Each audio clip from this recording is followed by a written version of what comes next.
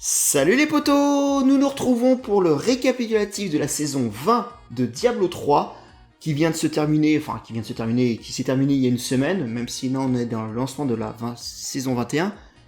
J'aimerais qu'on vous ressente pourquoi c'était officiellement la saison du grand n'importe quoi. Alors oui, vous allez me répondre pour plein de raisons que c'était n'importe, que Diablo 3 c'est de la merde, etc. Vous aurez raison pour certaines choses, tort pour d'autres choses, mais je voudrais qu'on voit concrètement pourquoi cette saison, plus que les autres, c'est vraiment n'importe quoi pour des notions de gaming de base.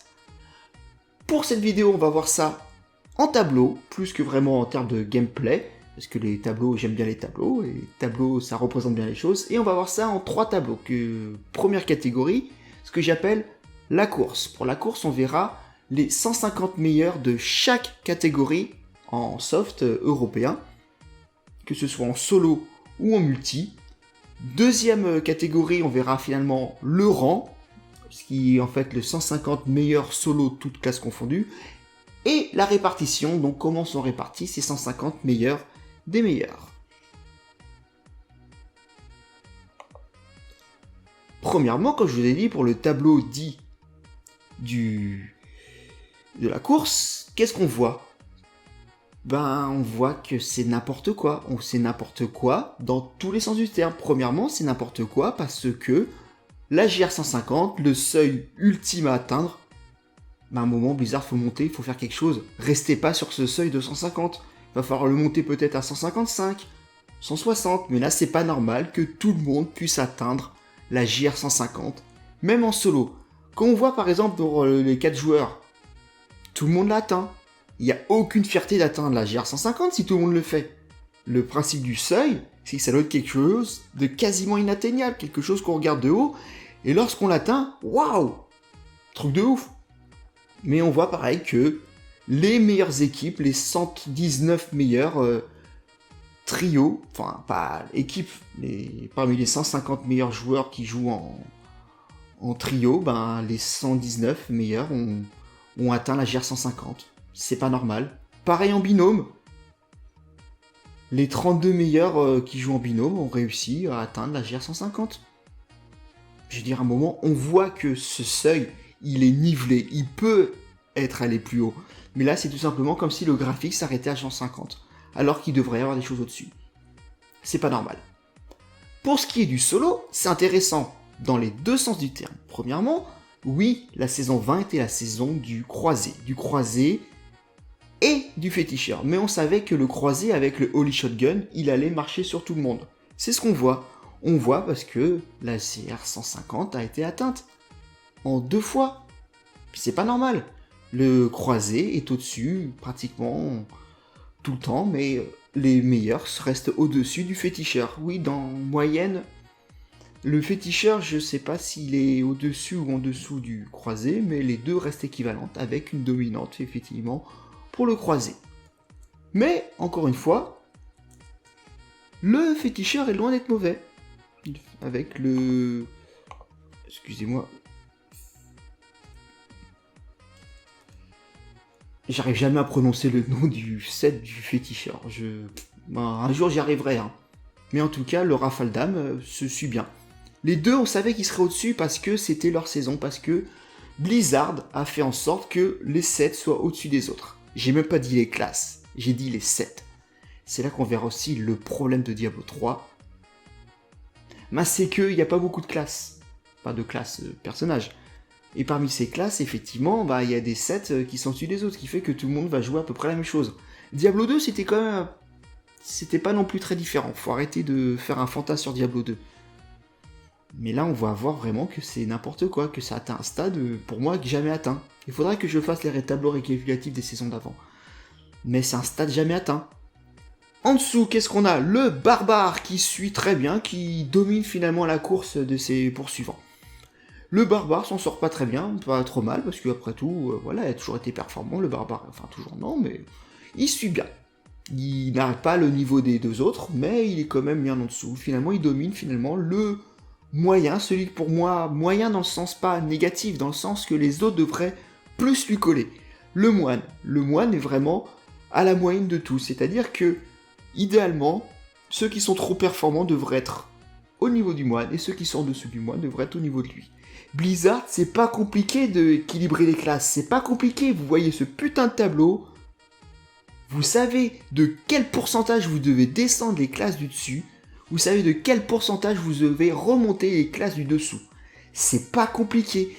C'est la saison du n'importe quoi au niveau d'équilibrage des classes. Blizzard, je sais pas ce que vous faites. Vous vous touchez. Mais littéralement. Vous vous touchez. L'équilibrage des classes, d'accord, c'est pas non plus la chose la plus simple qui soit. Mais à un moment, vos power creep, je sais pas, vous sortez des chiffres, je sais pas d'où ils viennent. Alors que là, des chiffres, je peux t'en balancer. Enfin, c'est un tableau. C'est pas compliqué non plus à interpréter un tableau. Enfin bref, en dessous, j'ai pas parlé du nécro, j'ai parlé du sorcier, qui va mener finalement les 3 dernières classes, parce que le sorcier, après tout, il a eu son nouveau set, mais qui sert à rien. Le croisé n'a pas le niveau du moine, bon, ok, à la limite, soit. Mais il y a un problème avec le sorcier. Le sorcier,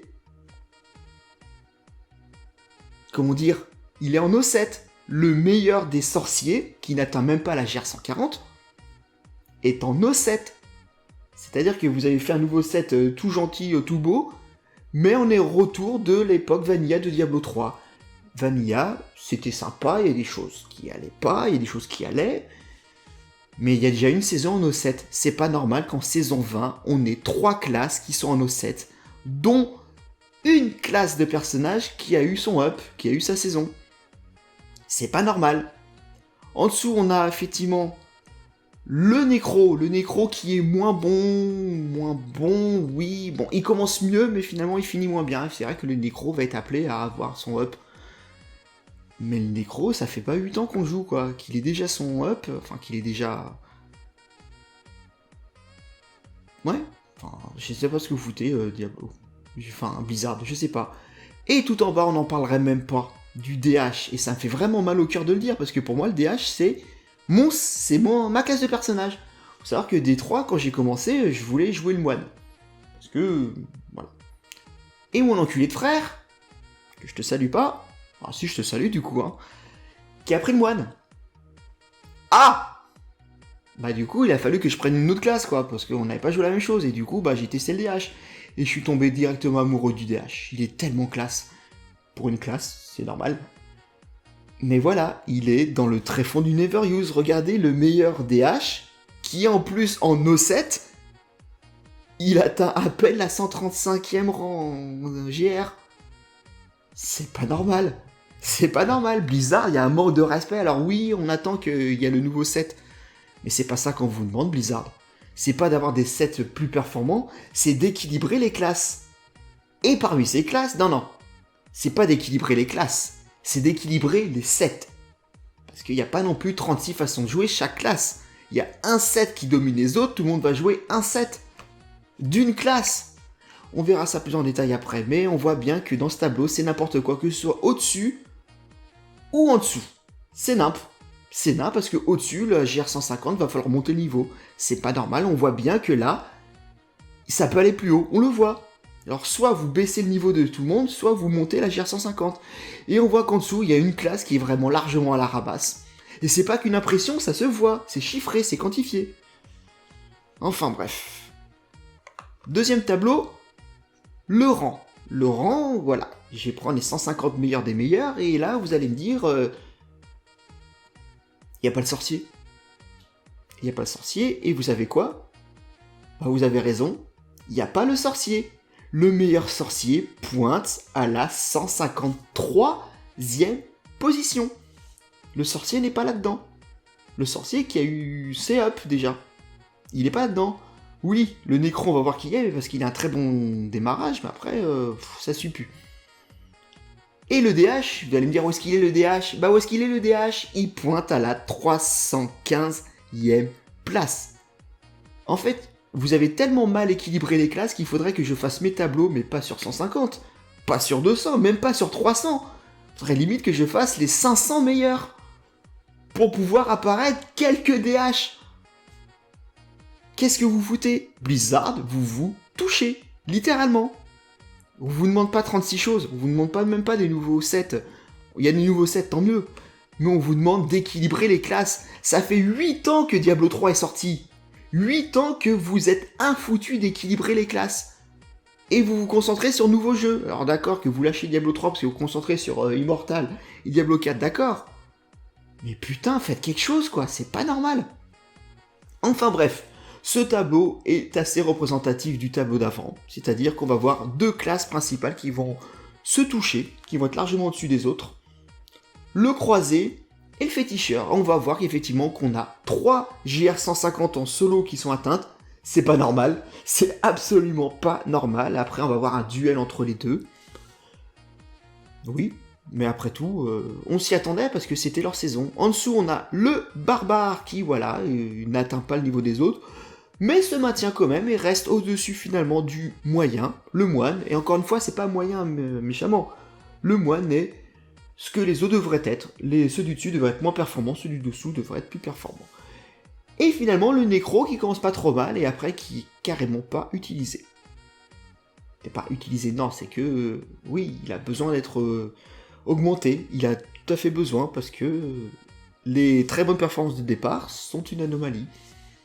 Et finalement, parmi ces 150, on va voir lesquels sont les plus représentés. Ben, vous doutez largement que dans notre troisième tableau, on a quasiment un joueur sur deux qui joue le croisé, et un petit peu moins de joueurs qui jouent le féticheur. On s'y attendait ça. On voit qu'il y a un dixième des joueurs qui jouent le barbare, qui représente finalement parmi 150. Et après, on a finalement deux autres classes qui sont très peu utilisées. On a d'une part le moine. Le moine est utilisé, il est représenté. Il y a 5 joueurs parmi ces 150 qui jouent le moine. C'est pas normal. Seulement 5. Et nécro, il y en a que 4. Et voilà. Et quand je dis que 4, il n'y a pas un chasseur comme on a dit, il n'y a pas un sorcier. Quand on vous parle d'équilibrer les classes Diablo, c'est pas de me faire finalement un nouveau set DH qui va tout défoncer. Parce que ça a l'air d'être le cas. C'est possible que le Dread, il va tout défoncer, c'est possible. Mais c'est pas ça qu'on vous demande.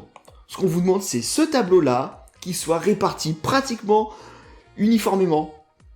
C'est pas normal que dans ce tableau-là, on ait 66 croisés quand même et 61 féticheurs sur 150.